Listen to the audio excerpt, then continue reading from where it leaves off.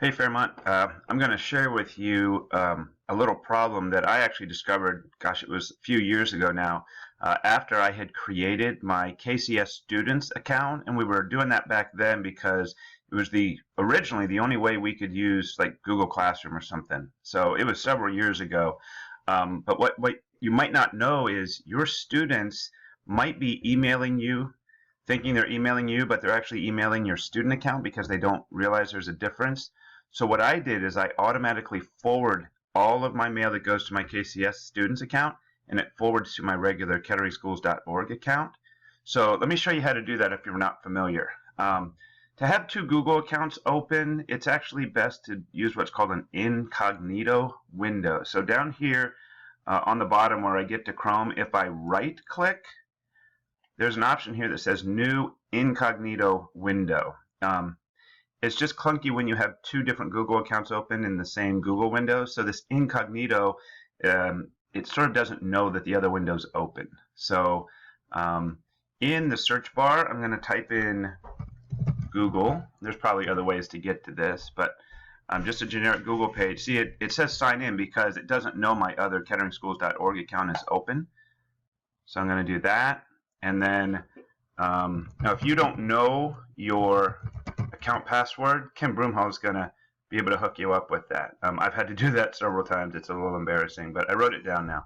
So you see how it defaults? It wants to put in my ketteringschools.org, but I'm using kcsstudents.org. Okay. And then I have a password. Okay. And then here I am up here. So I'm going to go into my mail,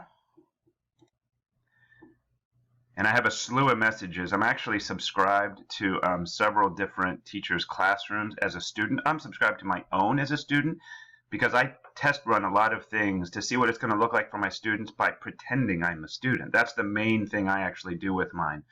So up here in the little gear are the settings. So it'll open it up. And you're going to scroll down, down, down, down, down.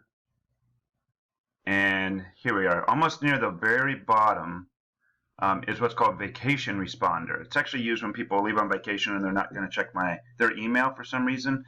But here's a message that I put in. Essentially like, hey student, you accidentally set this to my KCS students account. You won't see a reply, and it tells them to go to the ketteringschools.org account. But there's another thing that I did, and it's here under forwarding. So that's one thing you can do. That sort of alerts students so that they're more cognizant to that. But it's a little more foolproof to automatically forward. So there's a tab up here that says forwarding, and here's where it says forward. So it says forward a copy of incoming mail to, and then I've used this here. So it's like two different methods. And so I do get duplicate emails. It's not a big deal. I just archive everything. So that's easy enough. It looks like I disabled this, but there's another way to forward things, and it looks like I did it that way. I'm not trying to confuse things too much here, but what I did, there's a filter. So essentially everything that comes automatically forwards to this. I don't want to get into a third way of dealing with this. So I think if you do both of those things, put a little vacation message on. This is in the general tab, the very first thing that comes up. That's the vacation responder. And be careful on this. A lot of people miss this. If you change something down here at the bottom, you have to save the changes, otherwise it doesn't take effect.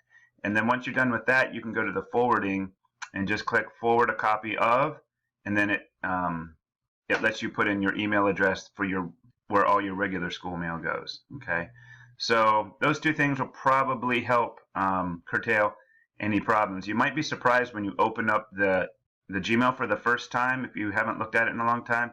I remember doing that, and there were like dozens and dozens of messages from kids from years ago, like, "Hey, Mr. McManus, here's the thing I submitted," or they have a question, or "Hey, I'm going to be absent." And it was like, oh my gosh, they probably wondered why I never replied. But so now you know. and hopefully that's helpful for some of you. So hope you're having a good day. So long.